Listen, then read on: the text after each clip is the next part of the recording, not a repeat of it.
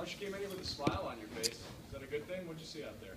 Well, we'll find out. We go back and watch the tape. Well, I'll tell you what, I saw a good effort by both sides of the ball, and even in special teams. We had some segments in there.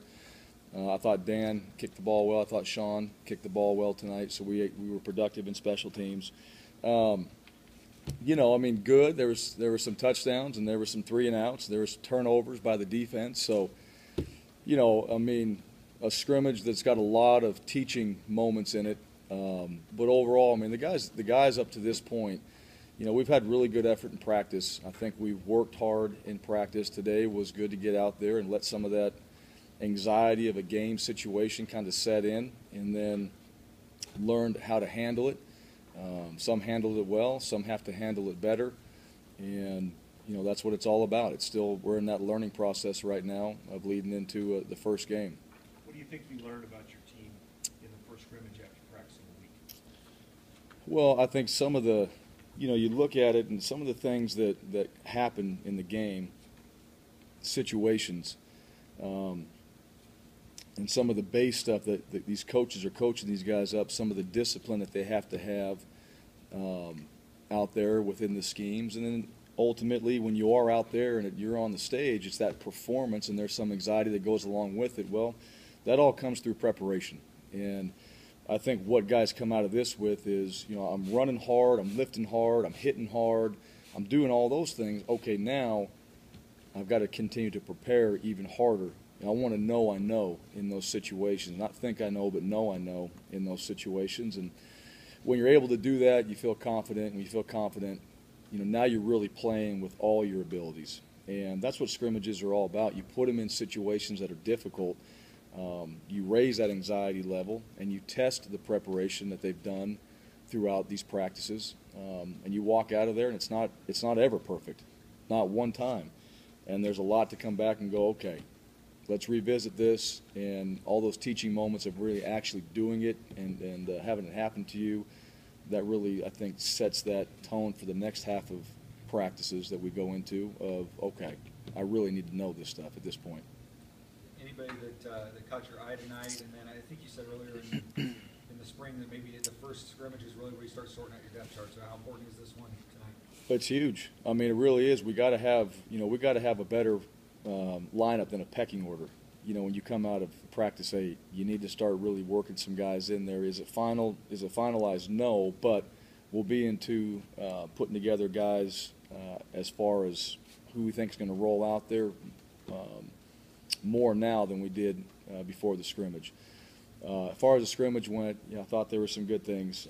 I think Kamale, has played well. He played well in the scrimmage. Blake Reno had some big hits in there as well, and he was flying around the ball. And really all the linebackers, but Blake had a couple big hits in there. Grant, Matt Miller, Shane, those guys played well. I thought our tight ends, for what they did tonight, a couple throws in there, a couple catches, some big plays. In the run game, from what I saw, some good things. But obviously as you go through it, not consistent enough. There's some flashes in there, but we're not consistently out there just both sides of the ball performing at that elite level at this point, which you're throwing guys in and out too. You're testing guys with certain groups and seeing if they can go in there and hang with those guys they're playing with. So that's part of it. That's just part of our process, and you'd love to walk out of there and hope everything was perfect and your offense had 500 yards and your defense shut everybody down. It just doesn't work that way. And but that's the beauty of these scrimmages and trying to get some teaching moments out of it and apply those and learn and become better. How does the scrimmage differ from some of the live stuff you do in practice, and you try to step back a little bit and let the players operate more in the scrimmage-like scenario?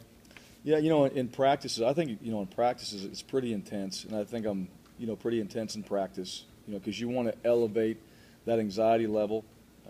You want to try to recreate the game in practice, and then when it's actually game time or scrimmage time, they put the work in. Now it's time to go let them play. Their anxiety level is already high, and you want to go out there and you're competitive and all that, so things don't go well. You want it to be better, but let these guys go play and let them sort it out. You know, we had a couple situations. I think we checked the play like 3 times at the line, but we got it right. When it was all said and done, we got a big play out of it. So, you know, as you're winding down, you got to kind of let him figure it out. And you know, it was Finley at the time, and he figured it out. And we got the play off with 1 second, and it worked. So, you know, those type of things, you know, for him in particular, like in that situation, he'll walk out there and go, okay, you know, I know what I didn't do right, but at the same time, I was still able to accomplish what I needed to, and we ran a good play, and we're successful. So I just want to sit back, watch, let these guys go operate, and then when come film time, you know, that's where we really sit down and hit these details of what we need to do to get better. Talk about the pecking order, obviously, number 3 receiver, number 2 running back, 2 areas you're looking at. Whether it be tonight or this first week, has anybody stepped up in those 2 spots? Well, you know, obviously, Matt, you know, Matt Miller, Shane, both those guys, you know, they continue to play well. You know, they know the game. I think they both study. You watch them. You know, they've done a good job, and they did tonight. Chaz Anderson's been a guy that I think has shown flashes, you know, of learning a new position, but when he knows what he's doing, which has been more often than not, which I've been very pleased with, that him knowing his assignments, I think he's a good addition to what we have over there. Thomas Spurbeck, too, continues to show flashes. From spring to where he is now, you know, those little mistakes, you know, we're eliminating more of those. And he's out there playing. He's playing fast at this point. Tailback, you know, Jack, Devin Demas, Charles Bertoli, you know, those guys are all kind of getting the pops in there along with Jay, but they're getting some of those second pops in there. You know, one of our young guys that I've been impressed with, Jeremy McNichols, you know, he's done well, the opportunities he's gotten. So, you know, he's another guy in there that provides some depth, and also, you know, you give him some reps in there and he understands it. And that's kind of been, for the most part, for the young guys, we've asked them to do a decent amount, not as much as everybody else, but we have asked them to do. They have done well. At least they're pointed in the right direction. They're going hard, which, you know, at this point, that's pretty good. Were you 1 against 1 today? What's that? Was it 1s against 1s Yep. today? Yep, it was our 1s against 1s the whole time. So we went orange, which is our second. So we go blue, orange, white is how we do it. So we had the orange and orange, blue and blue, and white is how we did that. And we hit, we started at the -30, hit some open field, went to the -40, hit some more open field, did a couple series in the red zone. So we were at the -25, and then we hit goal line and got 3 plays down there. So from the 4-yard line going in, we hit some goal line. Got a favorite play you can tell us, some big play somebody made tonight? Yeah, you know what? There was, there was a couple. Grant had a big run tonight on a scramble. Actually, it was a zone read, and kind of got out there and got Corey a little bit in a pickle as far as, you know, throwing it and running and all that, and just had a little head fake on it and stuck his foot in the ground and got vertical. I thought, you know, from that standpoint, there's flashes of that. You know, Grant had some good throws tonight. Had a nice throw to Matt for a touchdown. But you just see him kind of, you know, opening up his game and running, throwing, all those things. You know, you saw a good variety from him tonight. On the defensive side, you know, I thought the D-line, we got into some 4th down situations, some 4th and 2 and 4th and 1s and all that. I think we got 1 of them, and I think the defense got 3 of them in those situations. And really the D-line and the linebackers right there coming up, and, you know, they're walked up, and it's a run situation, a couple of those, and they plugged it up and got through there and did a nice job. And it was, you know, 6, 7 guys around the ball in a hurry. You know, so I thought those were good plays, and those were in critical situations, you know, on the defensive side of the field, and we were going for it, and they did a good job. Change gears just a second on you. President Cusher's been one of the most outspoken critics against the autonomy. I wonder, from where you sit, and you've been at a lot of different places, Texas, Arkansas State, who are in different parts of the pecking order, what autonomy means to you as a head coach, what it might mean to your football program at Boise State. Yeah, you know, I'll just say this on our behalf. We're all about the welfare of the student athlete. And, you know, those rules and changes that promote that, that's what we're all about here. And, you know, it is. Those things are important. At the same time, I've said this before, I mean, the integrity of the game and what college football is all about, you know, it's simple. These guys, we tell them two things. You're coming here to graduate, and you're coming here to help us win championships. And in between, you're going to learn so much with what you're going to decide to study, and then just life lessons through your relationships in football and the things that we teach in here. And that's the most important thing. You know, these guys walk out of here with a degree, and they walk out of here, and then we've done our part to take care of our guys that sit in this room or any of our student athletes on this campus. And I think that's what those are about, and we're all about the welfare of the student athlete.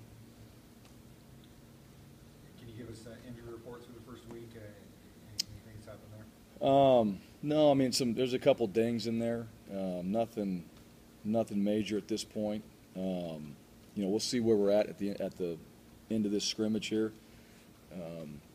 But I mean, for the most part, I think, you know, guys have done a good job. You know, I mean, they've been out there banging and all that, and you get a few fingers here and there and some ankle twists and things like that. But, you know, they're out there practicing, and then we'll decide if we hold them out or not. But we'll know when we get through this scrimmage here. We'll have a better idea. We get into this next week, we'll kind of see where we're at. You guys kind of started slow, and then you got into full pads, and then a 2-a-day, and now the scrimmage is kind of been building up. How do you look at this whole week and the grind that the team's put in so far? Yeah, the first 5 days, you know, the first 5 days is is a lot of football, a lot of information, and very little sleep. And that's really how it is. I mean, that's part of, you know, what we believe in how to train.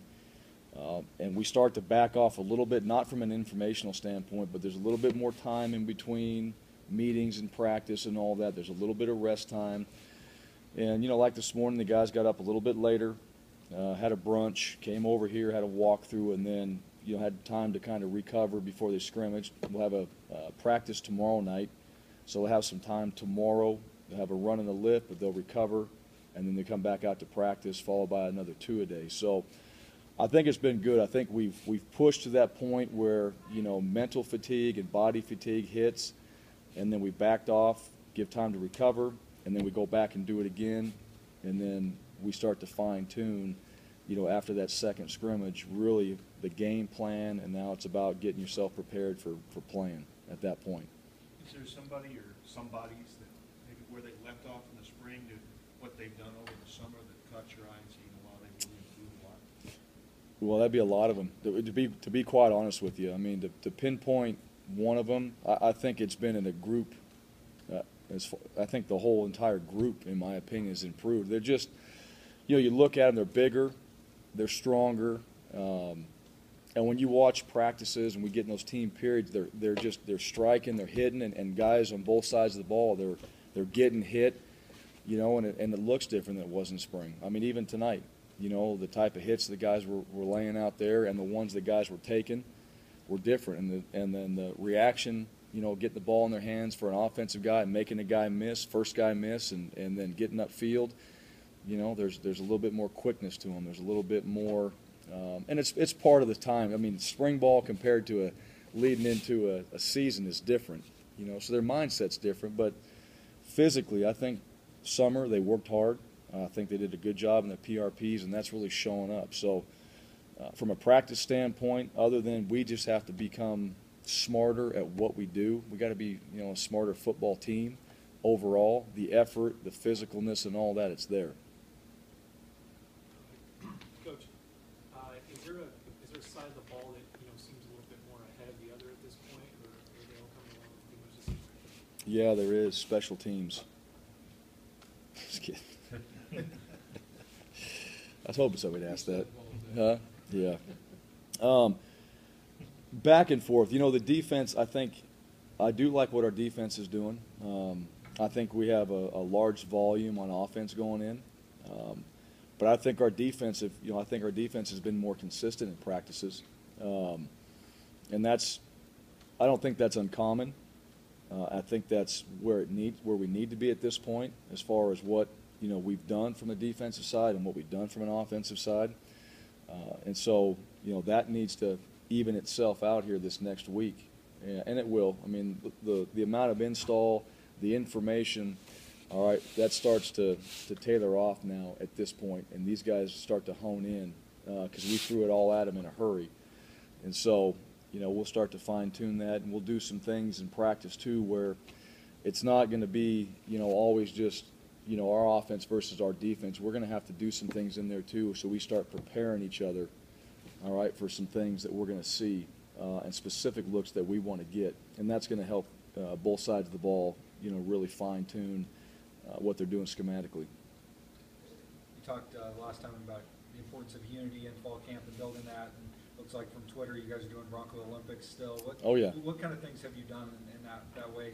Some fun stuff and some unity stuff? Yeah, we've had a couple things so far. We had a bowling night, which was good. That gets ultra competitive, and we got some decent bowlers and some really bad bowlers. There's really not much in between. And then today we had a home run derby out there on the field, and you know there was an argument. You know, Coach Brown and I had an argument about, was it the near hash or the far hash? And I'm like, I've done this before. It's the far hash. And he's like, no way. There's no way they can hit it into the upper deck from the far hash. Because if you get in the lower deck, it's 1, upper deck, it's 2.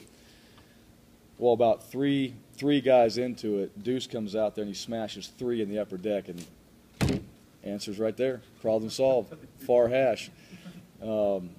But that was good. We had all that. There's 10 teams. They all competed, and then we had the final. We had the home run derby out there. Joey was in it, so obviously he did well. But those guys got into it. We got a few more, you know, events as we go through. But that's the fun part about camp. It's not all. I mean, it's still competitive and all that, but those guys really look forward to those type of things, and it makes it fun. You know, you have those different events. Did you do that at Arkansas State, or did you just keep it here because it's been a tradition? We did.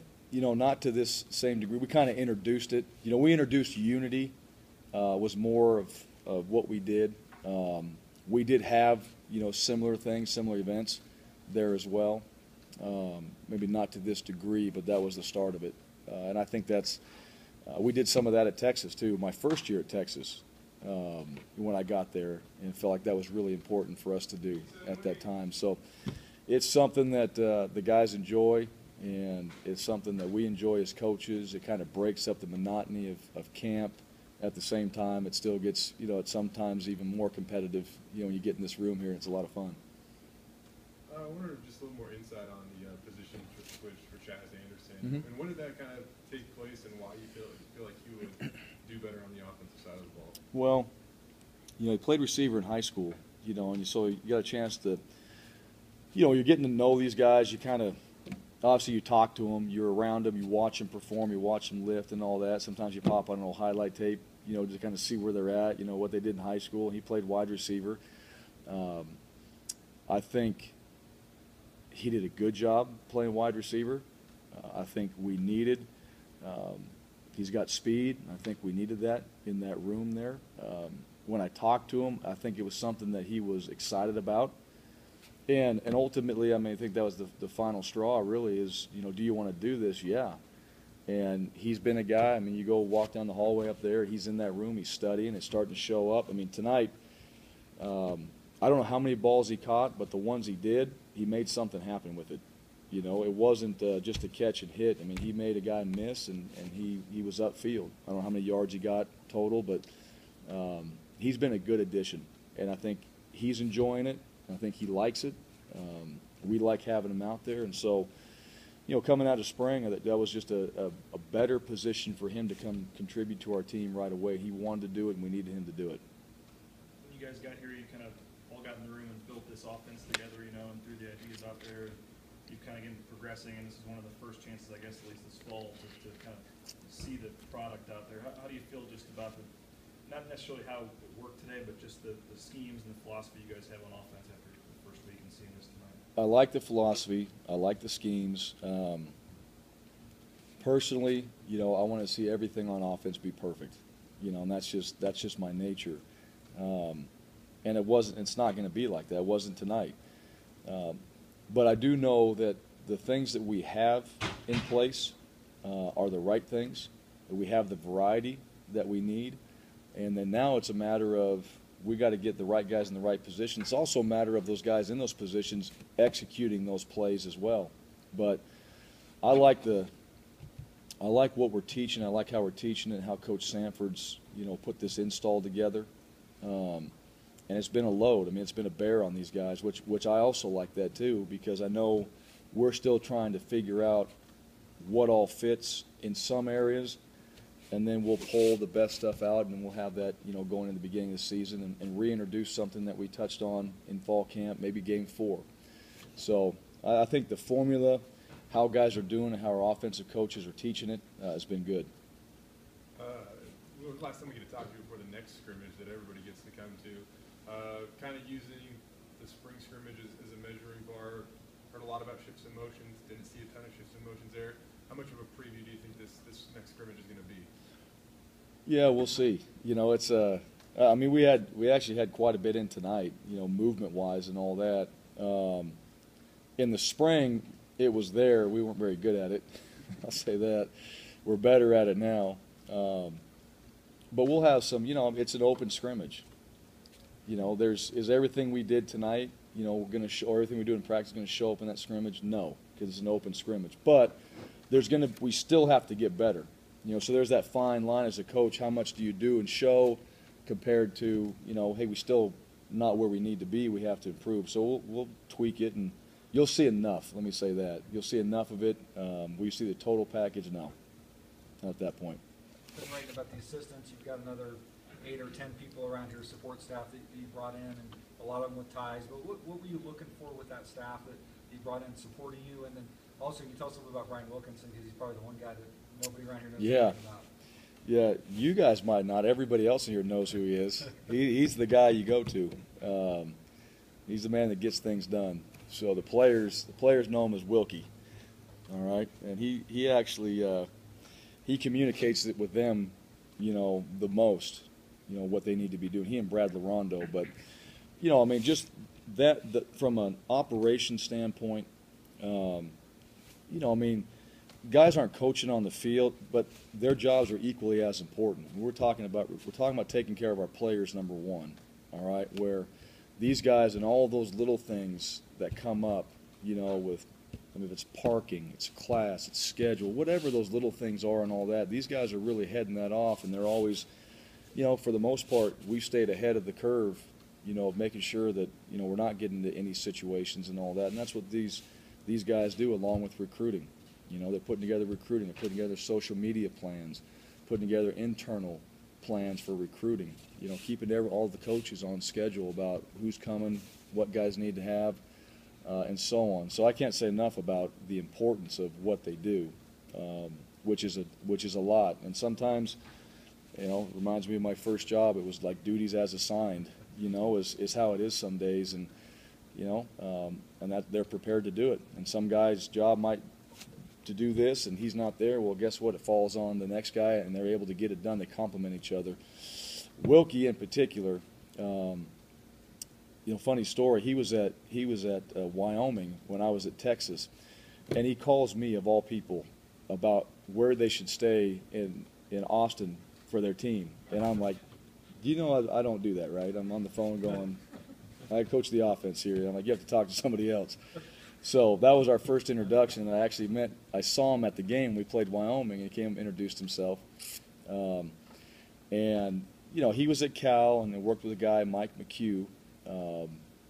Who's been in this business for a long time, who's at Washington, and at that time when I got the Arkansas State job, we kind of stayed in touch a little bit. I just remembered him, and I talked to a few people about him, and I talked to Mike McHugh, and he's like, that guy's a stud, and called him up, and from that point on, I mean, everything I heard about him was right on, and left Wyoming, came to Arkansas State, and then here, and that was a no-brainer.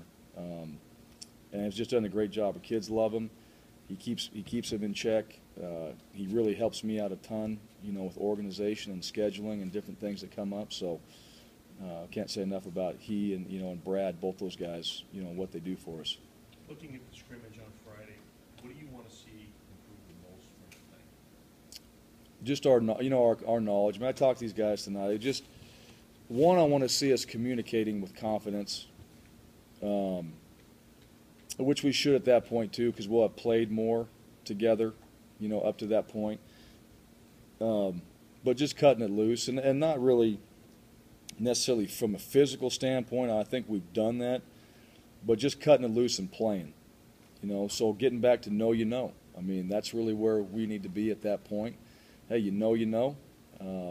You go out there and you've prepared. We should prepare better starting tomorrow up to that scrimmage than we have up to this one. Guys should walk out of here and there should be an eye-opener for some, and there should be guys in there that should solidify their belief and their preparation going, well, that's exactly why I played well. And they prepare even harder. And that's really what needs to happen. And if we don't, you know, that's not going to be a good situation for us. But I don't anticipate that. We had a good talk after practice. What we emphasize happens, will happen, and that will be one thing too that, all right, we need to prepare harder and ask more questions and be more dialed in those settings where you get asked questions. And I fully anticipate that happening. You know, a week through practice, new coach means there are going to be new things. Has there been a little bit of a change in culture or anything you do at all that the players are getting used to? I think, yeah, there has to be a change naturally, just because the people are different. You know, there's different ways that our coaches deal with the players. There's different ways they deal with discipline. There's different ways they deal with their meetings, whether it's even a walkthrough or the questions they ask or how they do it. You know, so yeah, I mean, it's different. It's different in the team room. We have team meetings, jump around from different things, or how we talk about values. You know, what do they mean to us? You know, because this team's different, and you know we're a different staff, so naturally that changes. You know, I'll say this. I mean, you know, maybe music at practice. If you're looking for glaring things and all that, there's a formula, and I don't think it's too far off what a lot of people do, but it's our way of doing it. That's what makes us unique, in my opinion. And the similarities from what's been done, absolutely. Are there differences? Absolutely. But it only applies to this team, all right, and this particular situation. That's it. And really it pertains to that particular day. And what happens the next, I mean, it is a day-to-day deal where we're going. And we have our beliefs, but you know what? When we're in here, things change, and we change with it. But we make it change within our beliefs is how we do it. And so that makes us different from that standpoint. Do you have any concerns that the Power 5 will stop scheduling schools like Boise State? I really, no, I don't. Not right now. I don't. I just don't. I don't see that formula being a great formula for college football, no matter how you want to call the 5 or not 5 or whatever. I just don't see that. We'll find out more. I mean, we'll obviously know more about it. But, you know, and here's the one thing. I mean, we're talking about the 5. We're not talking about the 5 conferences. We're talking about the teams. All right? Let's just call it like it is. There's teams that have certain things that other teams don't. It's not conferences. It's teams. And that's the reality. So we're talking about those teams. And within those conferences, there's other teams that don't have the same things that they have. And that changes because there's got to be a vote that goes on there as well.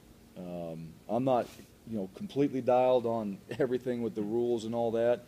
I'm learning like everybody else with some of this stuff, but that's just the way I see it. And I think there's been enough comments out there that there are going to be some changes, and I think they're right for the students. And then I also think there's going to be things that stay the same because that's the right thing for what we do. I mean, you were at the have of the haves at Texas. You went to some conference opponents, you know, maybe in Iowa State or Kansas State, that clearly doesn't have the same resources that Texas does. Right. So that's the difference within the conferences. Absolutely. I mean, that's the differences with I mean, you separate the conferences and all that. I mean, just talk about universities alone or programs alone. I mean, they're all different. And, you know, whatever rules pass or guys can do doesn't mean the other teams can do that necessarily. And there'll be opportunities to do that. Some can do it maybe right now. Some might do it 5 years from now. But they're going to be the right moves for the right reasons. How that comes back to affecting scheduling and things like that, I don't see that. I mean, I just think that's just one more thing that has been piled on to this topic that it's been answered like, yeah, that's what we probably should do. And I don't think there's been a whole lot of thought gone into it yet at this point. We've talked a lot about the tight ends and them being more of a focal point or involved in the offense more. What have you seen out of that group the first week, and in particular, a guy like Jake Rowe? How's he impressed you so far? Yeah, better. One, I think they've been trained the right way. I like what Coach Drink's done with them. I think those guys are catching on to that kind of mentality that room has to have, and it's very unique. That's the one thing. It's not just the tight ends, they shift and there's a uniqueness to that position on our team, and I think they're starting to catch on to that. But as far as the variety we're able to utilize them in, it's better. I mean, they're not dropping out of helicopters and popping out of holes on the field and things like that right now, okay? So let's just get that straight. They're still playing that position, but you know what? If we want to do that, all right, we're working towards getting some of those type of things in there. But they got to go out there and perform it, all right? They're knowing what to do better. Now it comes with that confidence, and it's going to go back to knowing you know, and when they have that, I fully anticipate, the variety and different things to show up, but, it'll be based on, what Coach Sanford, the game plan calls for, but is it there to do it with? Yes. You mentioned Sean Webb kicked the ball well today. He's really the only true punter you've got. Is there somebody pushing him at all, and is he kicking the ball the way you need him to kick the ball this year? He did tonight, and really I think the practices that we've had punt in, he gets a hold of it now, and I think he does a good job of that. He's more consistent now than he was. As far as backup, we've got Dan, you've got Rasa, those guys back there. They're also kicking. They can punt. I mean, they're kickers. They can do those things as well. They're not doing it as well as Sean at this point. So, that's where we're at. And I think the one thing for him, and just take him out of it, but the guys the protectors, that we're utilizing now and how Coach Ridd's got him set up, I think that's been good on our punt team. And I think that's helped him feel more confident back there. And Keene and Coda, both those guys have snapped the ball consistently well. So I think he's getting into a little bit of a rhythm. We like to keep that, so we'll continue to keep punting and doing, but he's getting a little bit of rhythm, and I think that's really what you need. And I've seen that, from Dan as well in the kick game. And, those guys Dan, I'll say this, Dan has done a good job with that group in particular, leading that group and having those guys prepared when it comes their time in practice, because there's some lag time that they're not always out there, and they've come out there and they've done a good job for us. Two more guys. Obviously been a lot of excitement around this program for the last 6 months, but at the same time, tickets were down last year, they're down again this year. And does that concern you as a coach, and you need to see that start to turn around here as the season gets going? Yeah, I mean, you want to see that turnaround.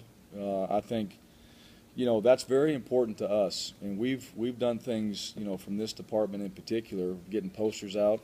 We had posters out this last week and bringing them around Broadway and downtown. We're going to continue to do that, hopefully even through our Albertsons affiliation and all that, social media, Scrimmage, So yeah, I mean, I think anytime, as a coach, I mean, you want to have the stadium filled. You want to have these guys, and that was part of getting out in the community as well, to build relationships, to answer questions, to have people come back and have a more of a connection with our program. But we'll continue to do that.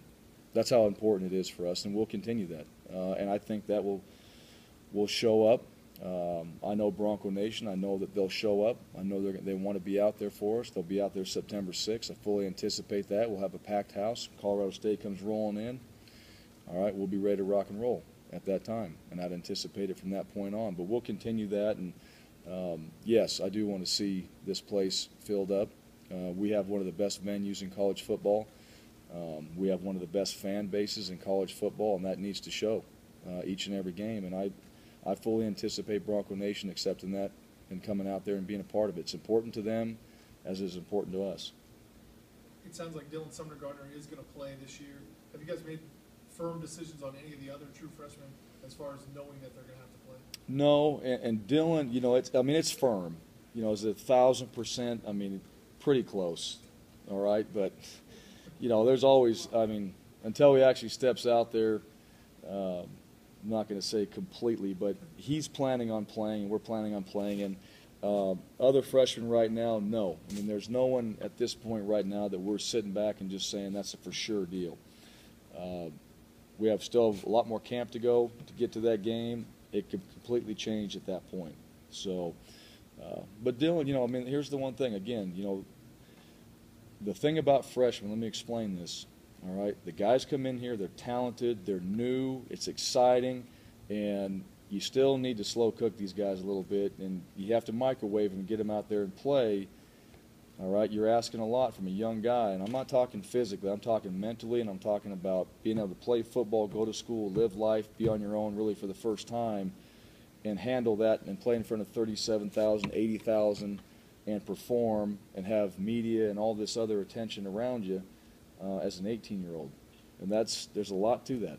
And if those guys can handle it and can go perform and still do well in their life and academically, then we're all about it.